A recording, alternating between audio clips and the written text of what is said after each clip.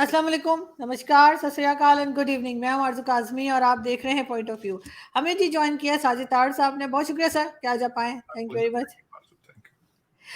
Sir सबसे पहले हम बात वही करेंगे, इकोनॉमी की बात। यहाँ पे जिस तरीके से डॉलर प्राइस चल रही थी और उसके बाद आर्मी चीफ ने कहा है कि जी वो सब कुछ ठीक करेंगे और वो स्मगलिंग भी रोकेंगे और जो करप्शन है उसके बारे में भी उन्होंने बात की है बिजनेस कम्युनिटी से।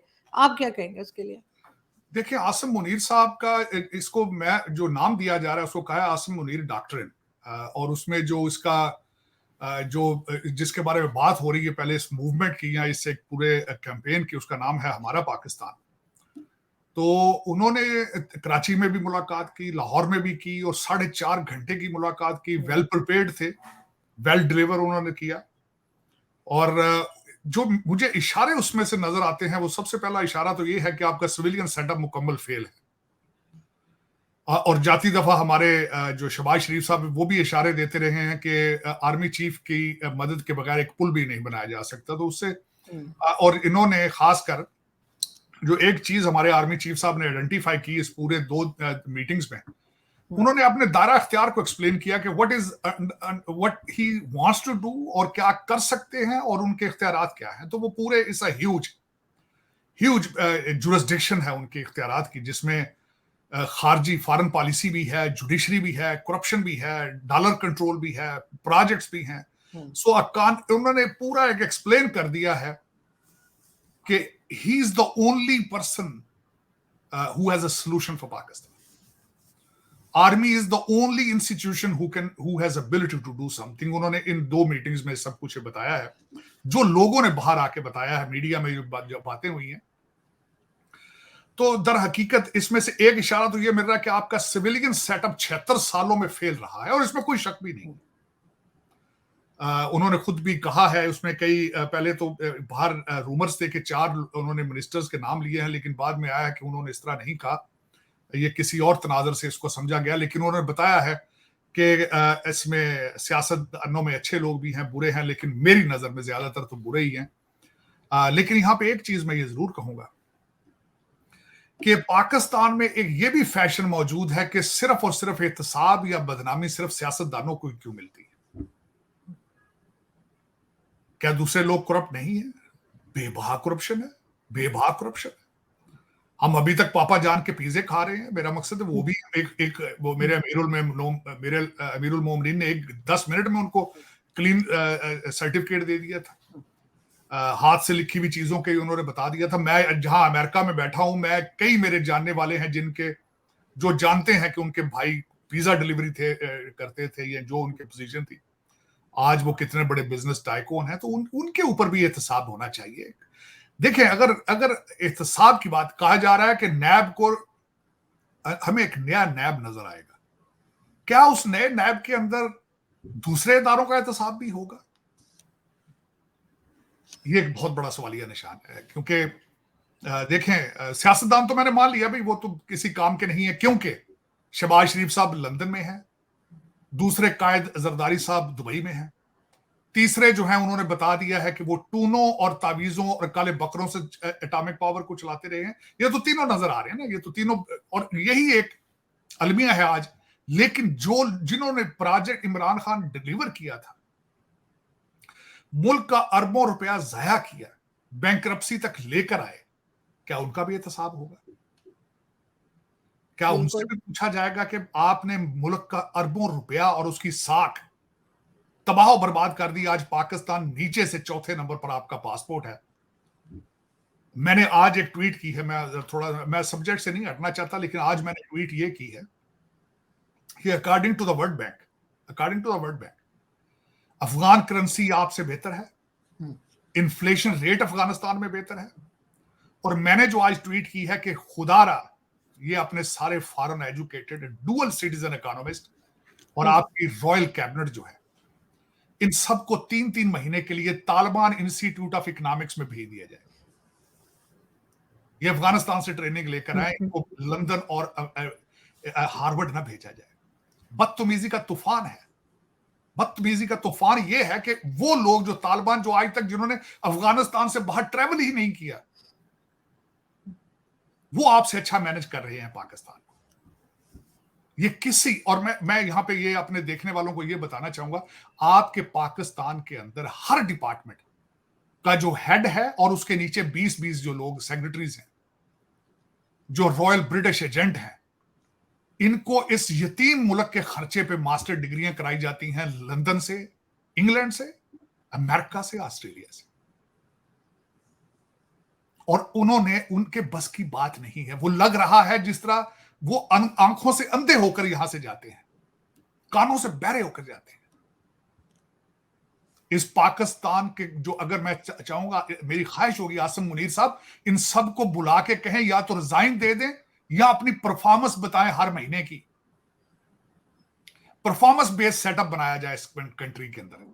और हां, अगर अफगानिस्तान से कुछ नहीं सीखना तो लाहौर से 100 किलोमीटर के फासले पे आम पार्टी से सीख लें कि न्यू दिल्ली को किस तरह मैनेज कर रहे हैं। लेकिन सर, सारे काम अगर फौजियों ने ही करने हैं तो सिविलियन गवर्नमेंट को तो ये चलने ही नहीं देते ना। जैसे अभी भी नादरा में भी एक फौजी लगाए गए हैं, उसके बाद 2 लोग इंडिया से, एक मेजर गौरव आर्या जिन जो आपके बड़े अच्छे दोस्त हैं, और दूसरे कर्नल दानवीर। दोनों ने, मेजर गौरव ने एक ट्वीट लगाई है जिसमें वो ये कह रहे हैं कि ये अपने काम के अलावा, यानी कि आर्मी अपने काम के अलावा सारे काम कर रही है। उन्होंने एक टॉन्ट किया है पाकिस्तान आर्मी पे। उसके बाद कर्नल दानवीर की अभी जो वीडियो आई थी उसमें उन्होंने कहा कि इस तरह का सेटअप या इस तरह की कोशिश जियाउल हक ने भी की थी अपने जमाने में, जो ये मिल के बिजनेस कम्युनिटी से, लेकिन कुछ हो नहीं पाया था। तो क्या ये कर पाएंगे इस वक्त के आर्मी चीफ? आरजू, ये मुझे ये बताएं कि आप बल्कि सदर जियाउल हक का सदर अयूब सा का नाम क्यों नहीं लिया? मेजर जनरल सिकंदर मिर्जा का नाम क्यों नहीं लिया? ये किसने नहीं किया? ये इस तरह के प्रोजेक्ट 5 साल मंसूबे, बहुत एक बड़ी अच्छी बात थी। डॉक्टर महबूबुल हक थे जिन्होंने बनाए थे, वो तो बेचारे 5 साल मंसूबा बनाकर तो वो बेचारे फौत हो गए। कोरिया ने उनके 5 साल मंसूबा को सामने रख के तरक्की कर ली। लेकिन इसके लिए पूरा सेटअप देखें। आज अगर देखा जाए, आज अगर ये बात की जाए, मैं I learn so much from the both of the gentleman. Major Gaurav, he is a legend. और मैं समझता हूं लोग उनके बारे में गलत समझते हैं। पाकिस्तान के बारे में जब भी उन्होंने बात की है, मेक सेंस करती है, और उनकी बड़ी रिसर्च है पाकिस्तान के बारे में। इसी तरीके से कर्नल साहब हैं, दे आर हाईली। और ये जो अगर सोचा जाए कि वो पाकिस्तान से नफरत करते हैं, मैं आई डोंट बिलीव इट कि वो पाकिस्तान से नफरत करते हैं।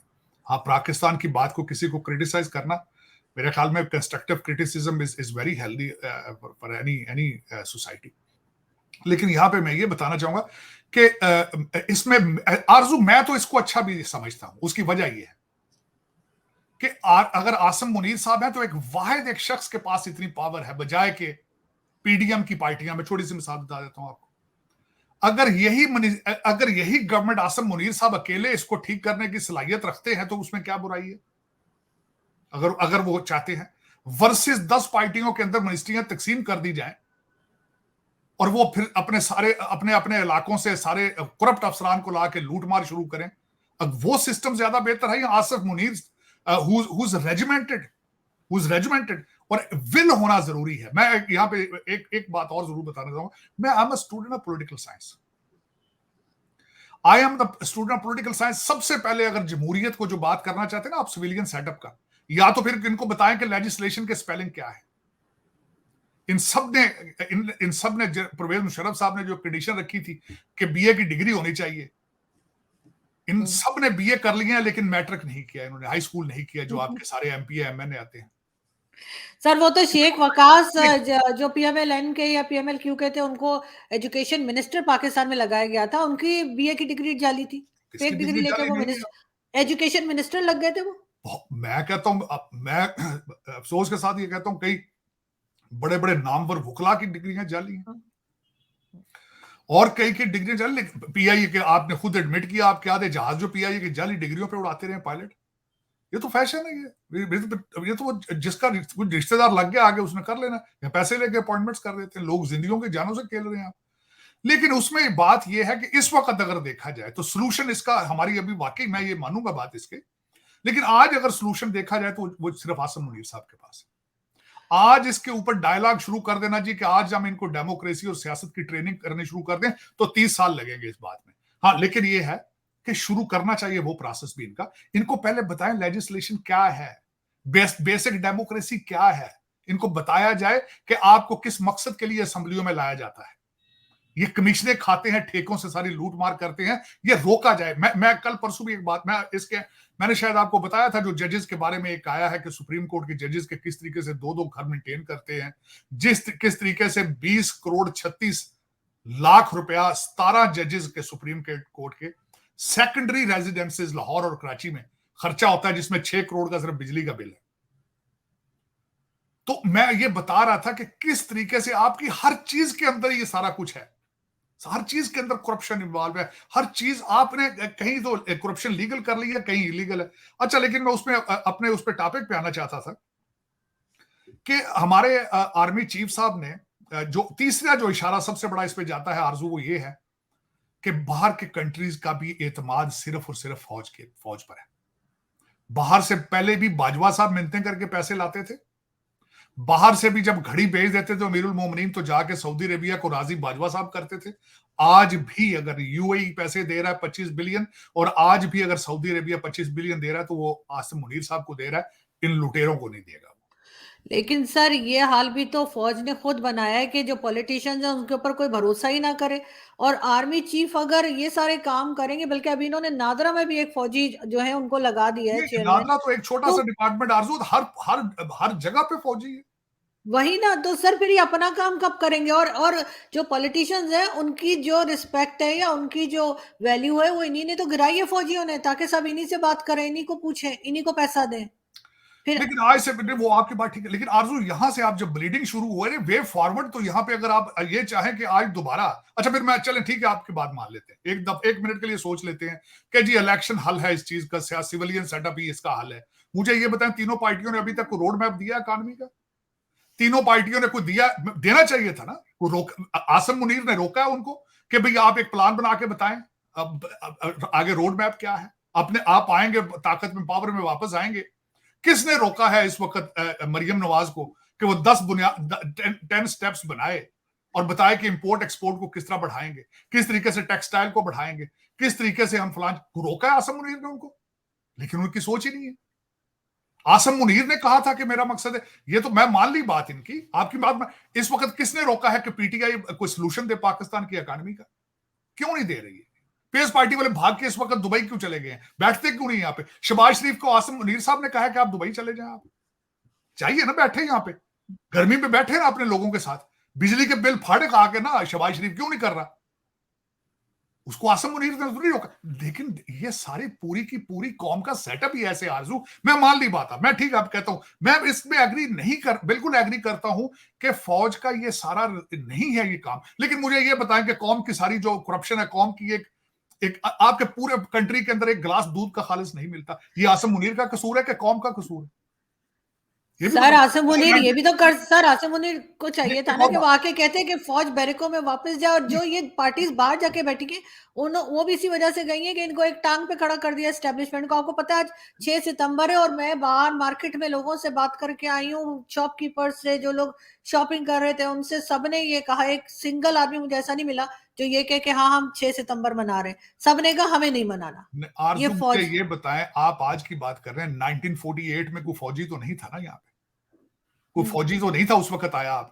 आपने आके अमेरिका को ये कहा कि हमें हमें सोशलिज्म से लड़ने के लिए पैसा दो, हमारे इस्लामिक वैल्यूज के खिलाफ है सोशलिज्म। उस वक्त कौन सा फौजी बैठा था? तो जो मैंने आपको कहा कि सियासत करने से मरियम नवाज को एक सेटअप बनाने से कौन रोक रहा है? मुझे ये बताएं इस वक्त। मैं सबसे एक और मिसाल लेता हूं, आपके क्या ख्याल में बाजवा साहब ने मना किया था इसको, इमरान खान को, कि आप अपोजिशन लीडर ना बन के बैठे असेंबली में? बैठ जाते ना असेंबली में अपोजिशन लीडर बन के, क्यों नहीं बात उस वक्त जमहूरी इकदार क्यों नहीं सामने लाई गई है? क्यों उनके हाथों में एक खिलौना बनते हैं, उनके हाथों में खेलते क्यों है?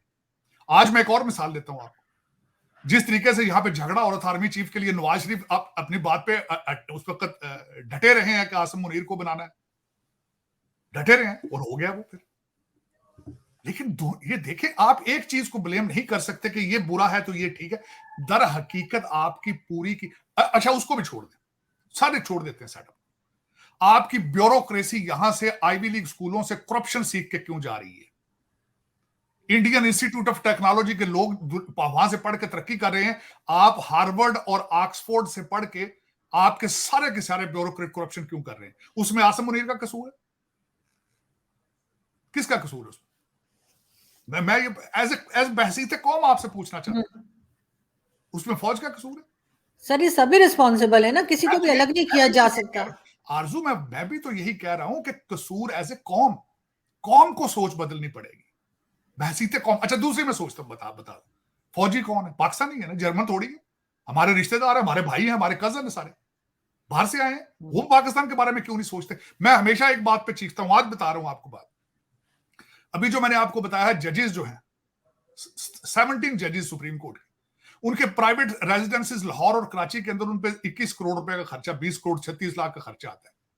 इन सब की फाइलें बनाई जाती हैं, हर जज की, हर बंदे की फाइल बना, लेकिन वो फाइलें पाकिस्तान के लिए क्यों नहीं खुलती? उनको दबा के रख लिया जाता है ब्लैकमेल करने के लिए। क्या वजह है? वो फौज ने सिखाना है आपको? FIA फौज का हिस्सा है, इंटेलिजेंस ब्यूरो फौज का हिस्सा है, आपका रेलवे फौज का हिस्सा है, आपकी PIA फौज का हिस्सा है। हर डिपार्टमेंट फेल है, उसमें फौज का कसूर तो नहीं ना? लेकिन सर फौजी घुसे हुए तो है ना सर, हर जगह पे फौजी लगे हुए। I definitely agree with you, लेकिन कौम को बहसीते कौम बनना पड़ेगा। मैं एक और बात, फौज को तो छोड़ दें, मैं इस पे डिबेट करने के लिए तैयार हूं कि आपने पाकिस्तान ही नहीं बनाया 1947 में। आपने धोखा दिया लोगों को। उस वक्त तो फौज थी नहीं, उसमें तो फौज थी नहीं। मैं सदर अयूब का कैरेक्टर डिस्कस करना चाहूंगा बिफोर पार्टीशन, जब उनकी ड्यूटी लगाई गई थी कि मुसलमानों को सेफ तरीके से पाकिस्तान उनको लाया जाए, तो वो क्या कर रहे थे इंडिया के अंदर बैठ के उस वक्त। मैं वो फाइल डिस्कस करना चाहता हूं जो सदर अयूब के ऊपर कायद-ए-आज़म इंटरेस्टेड नहीं थे कि उनको प्रमोट ना किया जाए।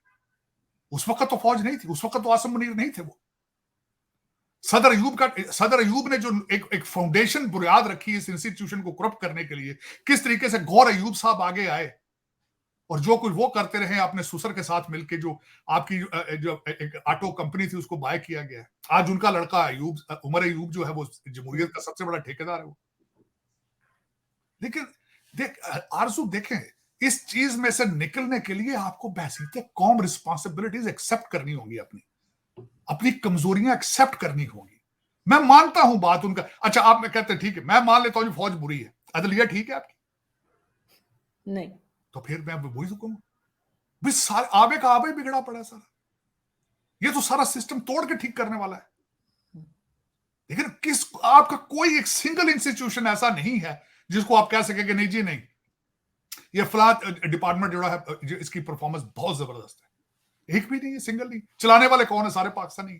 बल्कि मैं बता रहा हूं, आपके सारे चलाने वाले डिपार्टमेंट को सारे ऑक्सफोर्ड और हार्वर्ड के पढ़े हैं। यतीम मुल्क ने एक ने उनको डॉलरों में डिग्रियां लेके देता है। मैं खुद यहां जानता हूं, इस वक्त आपके 19 ग्रेड का अफसर बीवी बच्चों समेत आता है यहां पे, पाकिस्तान के खर्चे पे आता है पढ़ने के लिए 2-2 3-3 साल, और शर्मनाक परफॉर्मेंस करते हैं जाके। कोई शर्म ही नहीं, हया ही नहीं, कोई करैक्टर ही नहीं। क्योंकि करैक्टर होता है ना कि मेरे मुल्क ने मुझ पर इन्वेस्टमेंट की है इस तालीम की, तो मैं जाके पाकिस्तान को ठीक करूं। वो यहां से मनी लॉन्ड्रिंग सीख के जा रहे हैं। लेकिन सर जो केयर टेकर गवर्नमेंट आई है वो भी कोई अजीब ही किस्म की है। जो प्राइम मिनिस्टर साहब है वो आज कहते हैं कि जी इंडिया ने हर बार मुंह की खाई, मतलब पता नहीं क्या वो नशा करके आए थे। और वो जो सर इंटीरियर मिनिस्टर है सिंध के, अब ब्रिगेडियर है, वो भी ब्रिगेडियर हारिस नवाज, वो कहते हैं जी मोबाइल को ऐसी जगह रखेंगे उन्होंने कहा जी चोर के हाथ में ना है। आरजू, उसमें तो आपके कई मुबसरीन जो है वो पहले ही इस पे अपना एनालिसिस दे रहे हैं कि जो केयर टेकर सेटअप है वो it was not a successful experiment. उसमें अब देखें, आपने वो मिसाल दी है, हमारे कम्युनिकेशन मिनिस्टर साहब से पूछा गया है कि मोहम्मद बिन सुलेमान 5 घंटे के लिए आएंगे या 3 घंटे के लिए, जिन्होंने कौम को हर चीज की इतला देनी है, वो कहते मुझे तो पता ही नहीं है वो आ भी रहे हैं या नहीं आ रहे। तो फिर ये तो सेटअप वैसे ही बातें हो रही हैं, ये तो कोई नई बात नहीं। हम जो करेंगे वो तो हर बंदा पाकिस्तान वाला कह रहा है। मैंने पहले जब ये कैबिनेट अनाउंस की गई थी तो मैंने कह दिया था ये ग्रेड 2 किस्म की, बी ग्रेड किस्म की जो है ब्यूरोक्रेट टेक्नोक्रेट, बल्कि वो कई तो उसमें टेक्नोक्रेट है ही नहीं। मेरी तो समझ से बाहर है। कुछ लोगों की अपॉइंटमेंट ऐसी है कि समझ नहीं आई कि वो कहां से आए हैं, उनको ना उनका पड़ोसी नहीं जानते उनको। भाई कई लोग तो अभी भी नहीं यकीन करते कि ये मिनिस्टर बन गया है। उनको बिल्कुल बहुत ऐसे ही है। एलिवेट किया गया है, कोई पर्सनल किस्म के पता नहीं किसकी ये रिश्तेदारियों में आ गए हैं, किसके रडार पर आए हैं, कौन। आज मेरे वजीर आजम साहब ने फरमा दिया कि आप वो बात कर, वो कहते मुझे राजा रियाज ने अपॉइंट किया। राजा रियाज को कौन नहीं जानता। और सर राजा रियाज की क्या पोजीशन है, भी सबको पता है। सबको लेकिन पता। सर एक चीज और है सर, इंडिया में कल एक बड़ी मजेदार किस्म की बातचीत चल रही थी कि भारत नाम उन्होंने जो है वो रख दिया, और प्राइम मिनिस्टर मोदी और सबको लोग बात कर रहे थे। तो एक कुछ ये भी कहा जा रहा है कि जब पाकिस्तान बन रहा था उस वक्त मिस्टर जिन्ना ने जो है वो इंडिया नाम जो है कहा था पाकिस्तान के लिए, तो उस वक्त नहीं मिला और फिर पाकिस्तान रखना पड़ा। तो बहुत से लोग, बल्कि आज शायद वीडियो भी लगाई है, एक वीडियो भी अपलोड की है मेजर गौरव आर्या ने। तो क्या पाकिस्तान अब नाम इंडिया ले लेगा, आपको लगता है? नहीं, मेरे लेकिन उनके कॉन्स्टिट्यूशन में इंडिया और भारत दोनों नाम है। हम्म, मैंने कल कल सारा दिन, और आपको पता ही है कि जिस तरीके से मैं भारत को स्टडी करता हूँ, उनकी न्यूज को देखता हूँ, हम्म, सारा दिन मेरी एसोसिएशन, सारी दिन मैं सारा दिन, आधा दिन मैं पाकिस्तान में होता हूँ, आधा दिन भारत के अंदर होता हूँ। वैसे आपको पता ही है मेरी जो यहाँ पे एसोसिएशंस हैं वॉशिंगटन डीसी, तो वो डिस्कस कल सारा दिन हम करते रहे। और मैंने इंडियन कॉन्स्टिट्यूशन का कल वो फ्रेज जो है वो पढ़ा, जिसमें वो स्टार्ट में ही लिखा था कि इंडिया और भारत। और लेकिन उसमें देखिए, मैं तो तीनों लफ्जों में इंडिया भी कहता हूँ, भारत भी कहता हूँ, हिंदुस्तान भी कहता हूँ। इसमें मेरे ख्याल में तो वैसे ही कोई एक डिस्कशन बराए, वो कहते हैं तनकीद बराए तनकीद वाली बात थी। इसमें से कुछ निकलता डलता तो कुछ नहीं था। लेकिन ये कि जो खास कर इस वक्त हालात चल रहे हैं, जो G20 की वजह से इस वक्त क्रिटिसिज्म हो रहा है वहां पे, बल्कि एक तो प्रेसिडेंट शी नहीं जा रहे भारत में, और दूसरा पुतिन साहब भी नहीं जा रहे। उन्होंने एक हफ्ता पहले मोदी जी से कॉल करके अपने एक्सक्यूजेस पेश किए हैं। और तीसरा हमारी जो जिल बाइडन है, first lady of the country, उनको कोविड हो गया है। कुछ लोग तो यहाँ पे कहते हैं कि कोविड उनको एक प्रोपेगेंडा स्कीम इस्तेमाल की जा रही है, कि आगे तैयारी की जा रही है कि फिर दोबारा मेल इन वोटिंग कराई जाए और दोबारा इलेक्शन किस तरीके से जीता जाए। और इसमें कोई शक नहीं है कि जो इस वक्त डेमोक्रेट पार्टी है अमेरिका के अंदर, पॉलिटिकल इंजीनियरिंग के मास्टर हैं वो, और उसी के लिए कैंपेन शुरू है। अब यहाँ तक एक और बात भी हो रही है कि हो सकता है कि बाइडेन साहब भी ना जाएं, और यही एक्सक्यूज इस्तेमाल किया जाए कि उनको भी कोविड हो गया, तो वो अब नहीं जा सकेंगे। हमारा जो यहाँ पे सेंटर CDC है, उनकी रिक्वायरमेंट है कि 5 दिन आपने तन्हाई में गुजारने हैं, आपके यू कैन ट्रैवल। लेकिन इसमें अफसोस वाली बात है कि इस पे क्यों ये रिएक्शन हो रहा है इस तरह का। कुछ समथिंग इज गोइंग ऑन, जो मैं जाती तौर पर मुझसे पूछें, जो मैं कुछ दिनों से ऑब्जर्व कर रहा हूँ। उसमें एक तो F-16 देने यूक्रेन को, जो प्लान था, अमेरिका ट्रेन कर रहा था उनके यूक्रेन के पायलट्स को। उसके बाद और कई केमिकल और कई जो आर्मामेंट्स हैं वो यूक्रेन को दिए गए। आज हमारे टोनी बिल्किन साहब in Ukraine, and first time he staying there overnight. $1 billion देने के चक्कर में है वो। यहाँ पे हवाई जो है वो जल गया, सारा तबाह हो गया। न्यूयॉर्क बहुत बुरी हालत है। लेकिन पैसा सारा जो है अमेरिकन स्वेट एंड ब्लड का जो पैसा है वो सारा यूक्रेन जा रहा है। कुछ लोग तो ये कहते हैं कि Ukraine is just a money laundering machine, जिसपे यूरोपियन करप्शन का पैसा सारा जो है वो वहां पे लॉन्डर किया जाता है। एक तो ये चीज है। दूसरा, जो पाकिस्तान के हवाले से देखा जाए, तो पाकिस्तान में जो अमेरिका के एम्बेसडर हैं, he is meeting left and right people without the permission of the foreign office, without taking care of the protocol and SOPs of diplomacy. अब वो IG पंजाब से मिले हैं, first time in the history some American ambassador is going there for the presentation. उसके बाद मरियम नवाज साहबा से मिल रहे हैं, और कई लोगों से मिल रहे हैं, जिसके बारे में कई इस वक्त रूमर्स चल रहे हैं इस वक्त पाकिस्तान के अंदर।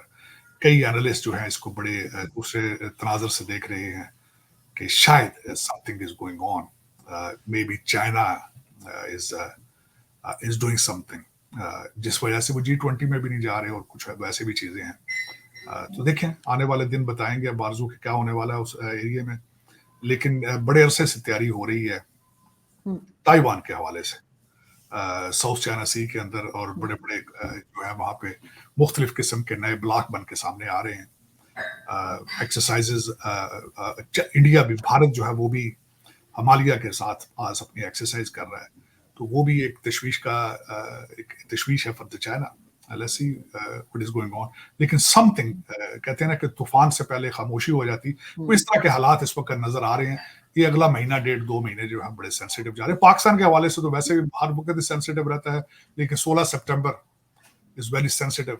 The his majesty royal British जज जो है वो रिटायर हो जाएंगे 16 सितंबर को। आने वाले दिन अब देखें क्या होते हैं। जाने से पहले वो कहते हैं कि मैं कुछ करके जाऊंगा ताकि लोग रहती दुनिया तक मुझे याद रख सकें।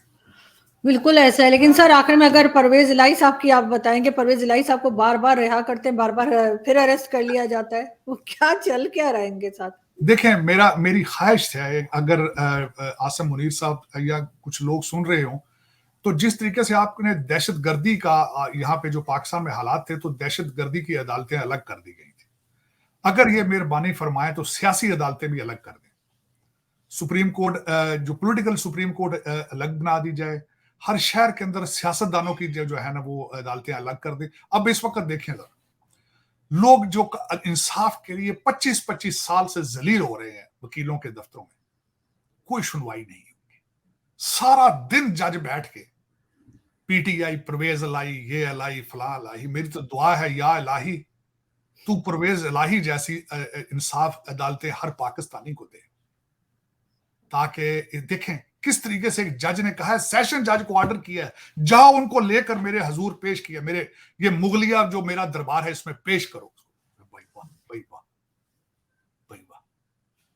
लोग तड़प रहे हैं 50-25 एवरेज सिविलियन केस आपकी अगर आज आपके मकान पे को कब्जा कर ले तो एवरेज 25 साल केस चलता है, 30 साल चलता है। वो भी आप बड़े लकी हो, 7 रुपए आपके पास बेबहाव वकीलों को देने के लिए और रिश्वत देने के लिए। आप लकी होंगे कि आपकी कुछ सुनवाई हो जाए।